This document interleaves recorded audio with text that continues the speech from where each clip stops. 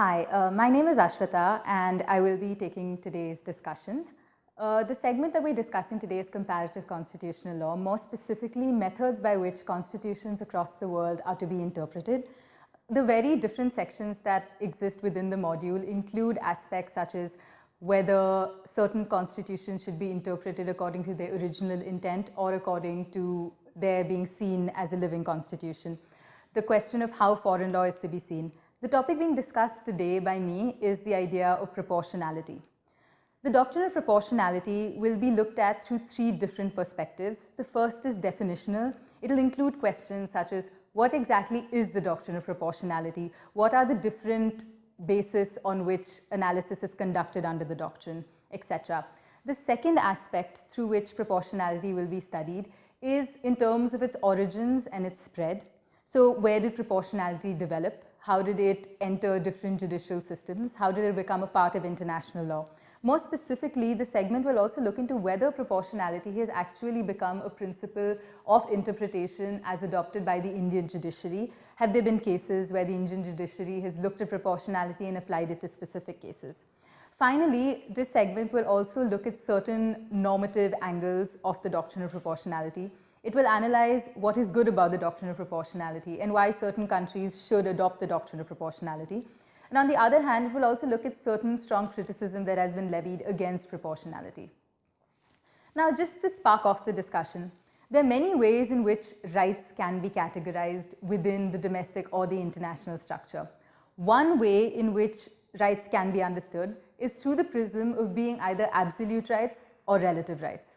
So what are absolute rights? As the name suggests, absolute rights are those which have no restriction placed on them. There is no basis on which a state can afford to compromise this principle.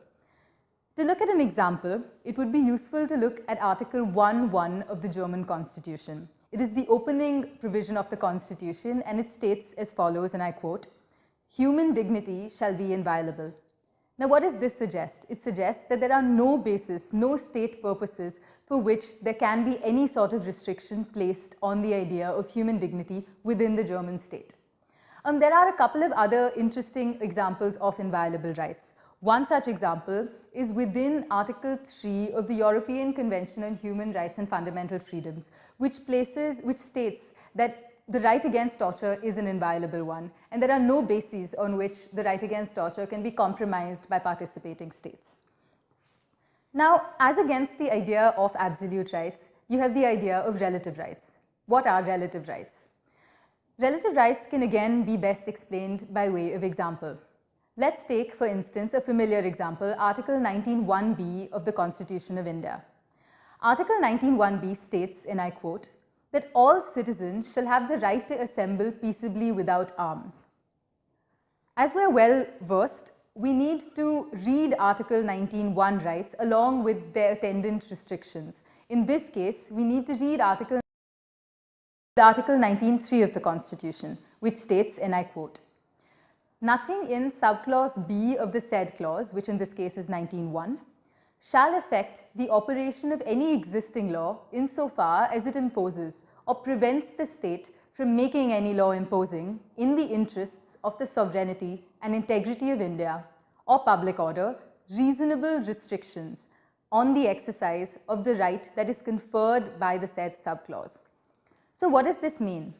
This means that it is not the case within the Indian jurisdiction that individuals have the right to freely assemble under all circumstances. There are constitutionally outlined conditions under which this right can be legitimately restricted by the state. And it is given that these limitations can be based on one, the sovereignty or integrity of India, or secondly, on the basis of public order. Now, when discussing relative rights, we encounter a lot of complications. Let's just take the example of Article 19(1)(b), which is the right to assemble freely. When we apply this right practically, we have questions such as, for instance, at what stage can it be said that a certain act or a certain assembly is starting to affect this or compromise the sovereignty of India? When is a law, for instance, that states that any assembly above 8 people in certain disturbed regions is not permitted constitutional? Can this stand the test of constitutionality that's envisaged in the Constitution? we see that these are questions that are very, very difficult to answer and require a lot of analysis that isn't present clearly within the constitutional text itself. And it is these difficult questions of practically applying relative rights that proportionality as a method of interpretation seeks to address. Proportionality, definitionally, is best understood as an analytical tool to balance rights that are provided within constitutions against their permissible restrictions. Proportionality has 4 distinct steps of analysis, and they are: 1, necessity or legitimate purpose; secondly, determining whether the action is suitable; thirdly, whether the action is minimally impairing; and finally, there's an element of stricto sensu balancing, where overall a broad view is taken of the entire legislation. Now let's go through each of these systematically. First, the question of legitimate purpose. Under this stage, the court needs to undertake an analysis of whether the offending, the impugned law that is brought before it for analysis, has been brought into place for a legitimate purpose. Let's take an example. Let's assume that there is a state A which passes a regulation that prohibits all forms of child pornography without any exception. Within the statements of objects and reasons, state A reasons why this law has been put into place. It is stated that in the course of making these films and photographs and clips, children undergo a lot of exploitation and aren't able to consent to any of these forms of exploitation. I mean, they aren't able to consent to any of these actions or to being filmed. Now, what is the right that's being restricted in this case? The right being restricted is the freedom of expression to some extent, and also the freedom of trade of all of those individuals who are participating in these pornographic films, who are making these pornographic films, distributing them, selling them. And what is the purpose? In this case, the legitimate purpose is the protection of another's right, the right of a child to dignity, for example. And this is a permissible objective. Therefore, this law that has been passed by state A under the first test of proportionality is valid because it does have a legitimate objective. Now, when looking at the legitimate purpose aspect of proportionality, one needs to be, and courts need to be very careful that the legitimate purpose is one that's permitted for that specific right.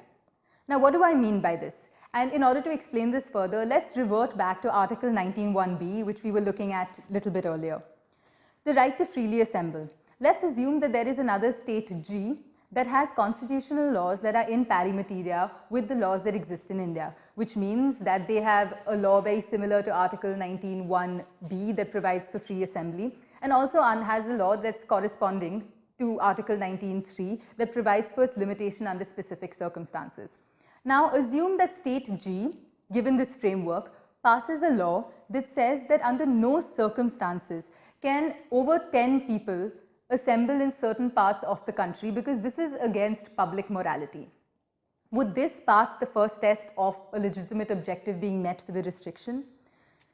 It is submitted that in this specific case, there would not be a legitimate objective, because if we remember Article 19(3) and its construction, there are only 2 bases on which the right to free assembly can be legitimately restricted. The first is in the interests of the sovereignty and the integrity of India, and the second is in the interests of public order. In this specific case, state G has limited it under a completely different basis, which is public morality, and this isn't provided for within the constitution of state G. Therefore, the first test of proportionality is not met in this particular hypothetical. Now let's move on to the second test. What is the second step of analysis within proportionality? The second step of analysis is the test of suitability. As the moniker suggests, suitability requires that the specific restriction that's being put into place achieves the objective that is sought. Let's explain this by way of example. Let's assume that there is a state X that has a series of communities that live within it. There is a majority community and several minority communities. State X is currently facing a lot of terrorist attacks and a lot of threats to national security, and therefore state X passes a law that states that before any individual from any minority community in state X enters any sort of government building, be it a post office or a court complex or a legislative complex, these individuals will be frisked. Now, if we go through the steps of analysis, we understand that yes, there is the freedom of movement that is being limited. And it is being limited for what is ostensibly a legitimate purpose, which is national security. Therefore, the first step of the proportionality analysis seems to be satisfied. However, the question is there any connection between this limitation and the objective that's sought to be achieved? For one, if we consider that there is no actual connection between minority communities and the creation of this political turmoil, it doesn't mean that the kind of restriction that's being put into place would actually result in good national security objectives. Moreover, this particular legislation does leave open the idea that other people from, say, the majority community can still create threats to national security because they aren't being frisked. So what we see here is that the kind of limitations that are being placed on people's freedom of movement and freedom to access certain important political institutions isn't achieving what seems to be the objective, the legitimate objective, that is achievement of national security. And therefore, this doesn't meet the suitability test. Now, I think it's also important at the same time to think of examples of where the suitability test can be met. Take, for example, state F that decides to impose a certain regulation stating that a small clip explaining the dangers of smoking must be displayed before every movie where any actor smokes. Now, what are the rights affected? We can see that the freedom of trade of certain institutions that show these movies are being affected. And we also see that the freedom of expression of the movie is being affected because there's something that's being attached to it, which ostensibly has certain negative connotations. The objective of this is, of course, public health. The state believes that this is one way in which they can discourage individuals from smoking. Now, is this suitable? It is my submission that this would meet the bar of suitability because one could imagine that on seeing these specific advertisements, people would be discouraged from smoking and therefore there would be a greater positive impact on public health. So unlike the prior example where the ban didn't exactly result directly in national security objectives being achieved, here we see that there is a rational connection. There is some sort of suitability of this restriction because we do have a larger public health objective being met on account of this restriction. The third stage in the proportionality analysis is minimal impairment. Now, minimal impairment requires that whatever steps have been taken by the government to restrict rights that are necessary as well as suitable must be narrowly tailored. That is, they must be the least restrictive means of achieving those objectives. Now, let's illustrate this by way of an example. Let's assume that country X is a country in which there is a huge public health crisis because there is a lot of obesity. There are lots of fast food stalls that are causing children to become unhealthy at early ages. There's a huge raging spread of heart disease and diabetes.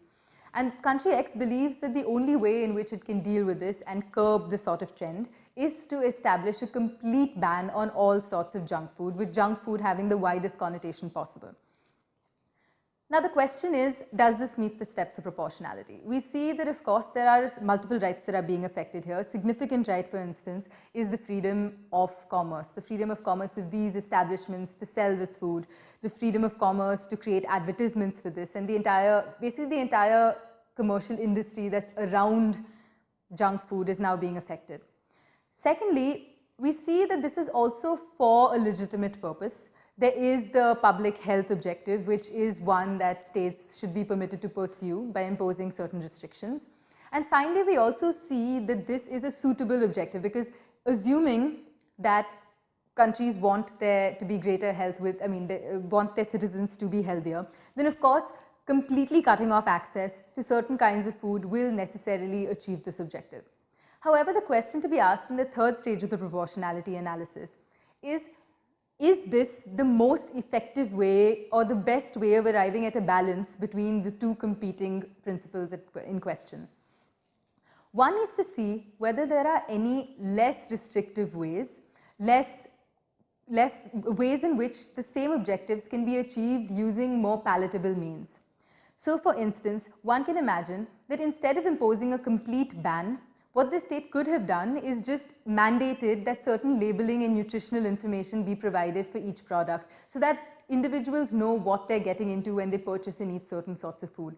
Moreover, certain public warnings can be issued. There could be certain labeling that indicates that there are certain foods that are dangerous for individuals' health, especially individuals who have certain conditions. These are means that are restrictive. On the other hand, they are not as restrictive as placing a complete ban And it's important to note that they achieve the same objectives that a ban could achieve, but in a more palatable fashion. At this stage, it's important to note that minimal impairment is sometimes not construed as a different stage in the proportionality analysis, but is sometimes subsumed within the requirement of suitability itself, which we have just discussed. Therefore, in many renditions, proportionality has only 3 stages and not 4 stages. However, in terms of actual substance, the difference is, of course, very cosmetic. Let's move on to what the final stage of proportionality is. The final stage of proportionality is called stricto sensu balancing. Now, what happens is, after going through all these 3 stages, it sometimes comes to the notice of courts that there are certain factors that were not adequately accounted for in the first 3 stages. Therefore, it's necessary for them to have a provision at the end where they can use their discretion to account for factors that haven't been accounted for yet. To give an example of how stricto sensu balancing could work in action, let's take the case of 2 countries that have had a number of border disputes and still do not have a clearly determined border. Countries A and country B, for example. Now, of late, country B has been experiencing a lot of terrorist incursions. There's been a lot of people who have been crossing over the border from country A and causing a lot of turmoil in country B. Simultaneously, it's important to note that in this pact situation, there is a community X, that lives between the borders of country A and country B. Both countries have been sensitive to this. They've provided them dual citizenship, and they've tried their best to keep their culture alive despite their sort of issues, their political issues. Now, when these terrorist attacks get beyond a certain level, country B decides that it would like to place an electronic fence between country A and country B so that it can regulate the movement of all individuals between the 2 borders. Now, let's go through the steps of proportionality. We see that what's being affected is the right to freedom of movement and to some extent the right to livelihood, especially for those who live and work between these 2 borders, since the borders could be quite fluid at some points. Secondly, we see that in terms of the legitimate purpose, there is a legitimate purpose here, and that is the protection of national security, securing public order, ensuring that the sovereignty and integrity of state B in this situation is preserved. Is it suitable? Yes, of course, if you wouldn't want certain elements to enter your country, one of the best ways of preventing that would be to just place an electronic fence there with increased surveillance. However, the question here is this a balanced approach? Because what hasn't been factored in so far is the interests of community X and their livelihoods and their culture, which depends so much on the borders between country A and country B being fluid. So at this stage, even when all the earlier steps of proportionality have in fact been met, courts may account for the kind of considerations that are required to keep community X alive, and therefore either perhaps in an extreme case do away with the fence, or maybe alter the way that the fence moves or the kind of regulations and restrictions that exist around the fence, the militarization around the fence, so that it can keep the practices and the culture of community X alive. So this is one way and one example in which balancing functions. Now, what we see in analyzing the 4 steps is that proportionality is an extremely comprehensive doctrine. So the next question that comes to mind is, where did this originate and how did this evolve? It's widely regarded that proportionality emerged first in German law. It began as a method by which German police powers could be curtailed so that the police would intervene only in specified circumstances. From here, it spread more generally to German administrative law, and from German administrative law to constitutional law, and then outside Germany to other parts of the world. There are many ways in which the spread took place. One significant way in which it took place was because of the structure of the European system. The European Court of Justice, as well as the European human rights jurisprudence, took upon proportionality when analyzing specific issues, and therefore it sort of got absorbed into the supra-regional law of Europe. From here, it percolated into domestic legal systems in Western and in Eastern Europe. So we see that there is a presence of proportionality in countries like Ireland and countries like Poland, because they belong, they subscribe to the system and therefore have imbibed these laws. There are also some countries that have directly referred to the doctrine of proportionality as it exists within German law and have incorporated it into their domestic systems. We see this in the case of, for instance, Canada and Israel. And today we find that from the European structure and from the reference to different countries in their domestic law to the doctrine of proportionality. Proportionality has spread much further than just within, it's not just a Eurocentric doctrine anymore. We see that it's reached countries as far and wide as Australia, New Zealand, and debatably even India.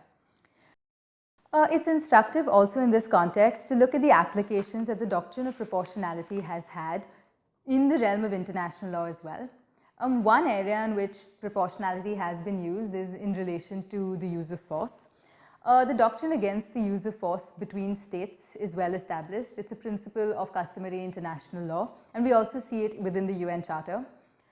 If you refer to Article 2.4 of the UN Charter, it states very clearly and categorically that all members shall refrain in their international relations from the threat or use of force against the territorial integrity or political independence of any state, or in any other manner inconsistent with the purposes of the United Nations.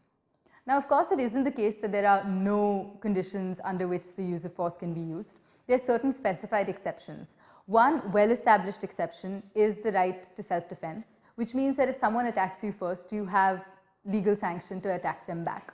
This principle is enshrined within Article 51 of the UN Charter. That article states that nothing in the present Charter shall impair the inherent right of individual or collective self-defense if an armed attack occurs against a member of the United Nations, etc. We also see that this doctrine of self-defense is well entrenched in customary international law, as was established in the decision of the International Court of Justice in Nicaragua.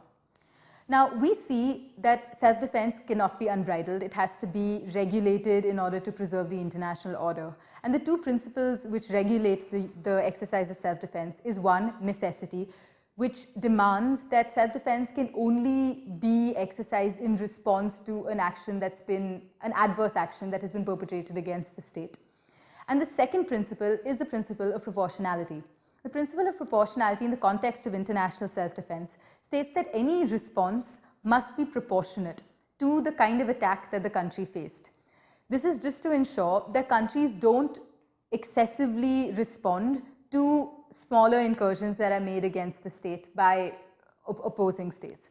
So any sort of action that's taken by them is strictly parallel and akin to the problems that they have faced from other countries. Now, we see that this idea of proportionality isn't exactly in line with the four-step analysis that we have discussed. But what we do see is that it has the same sort of elements and the same fundamental basis, which is that it is attempting to balance two principles that exist at the same time in order to achieve an acceptable principle. Moving on to the domestic context, there are different ways in which different countries have adopted the principle of proportionality. One way, which is extremely direct, is through the principle of incorporating proportionality in the text of the Constitution itself. A good example of this can be seen within the Constitution of Turkey.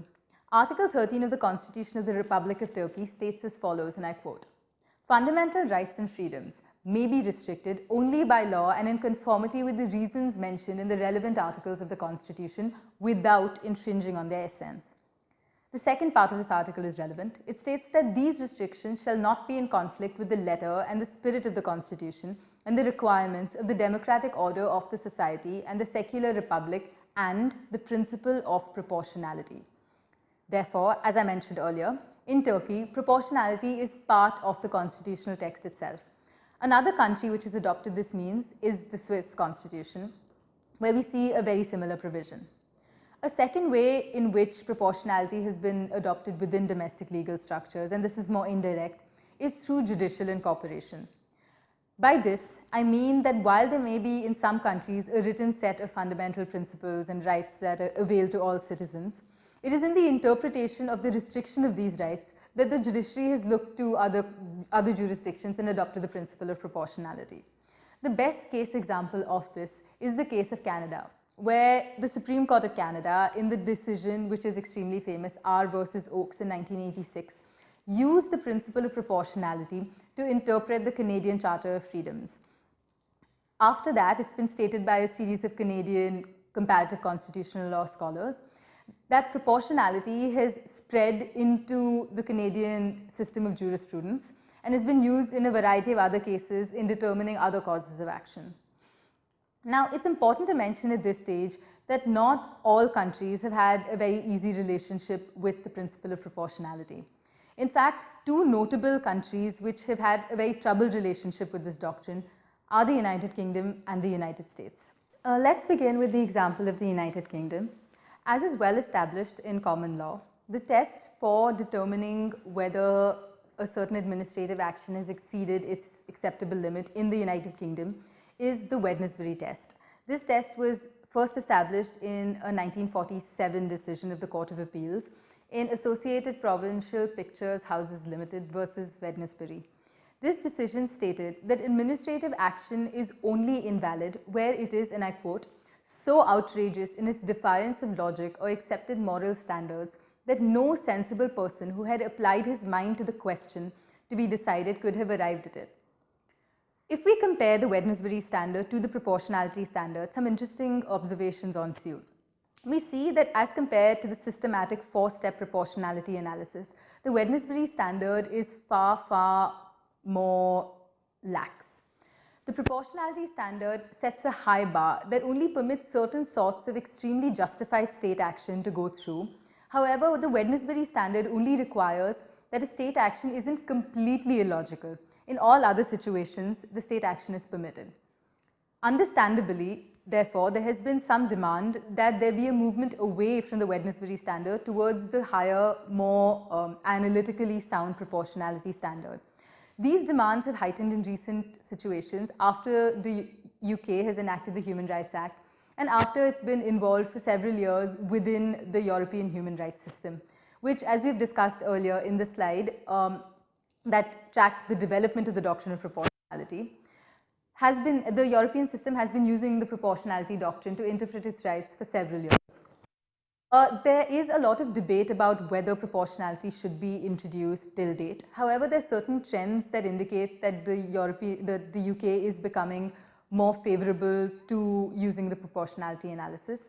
In 2003, Lord Walker in R versus BBC stated that perhaps in the times that have come, Wednesbury standard is becoming extremely redundant and the time might have arrived for proportionality. So, although the position right now remains unclear, it appears that there are certain trends that favor the adoption of proportionality in the UK in the future.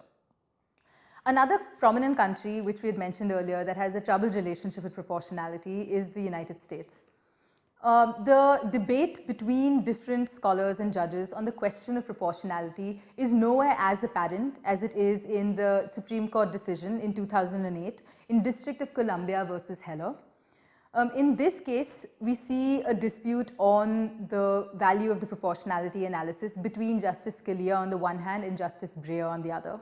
The former Justice Scalia takes an interesting approach where he states that in general, the Bill of Rights itself was a product of balancing different rights and restrictions. In framing these specific provisions, the framers took into account the competing values and arrived at principles accordingly. Therefore, according to Justice Scalia, it is not necessary for courts to once again engage in another analysis, balancing different principles.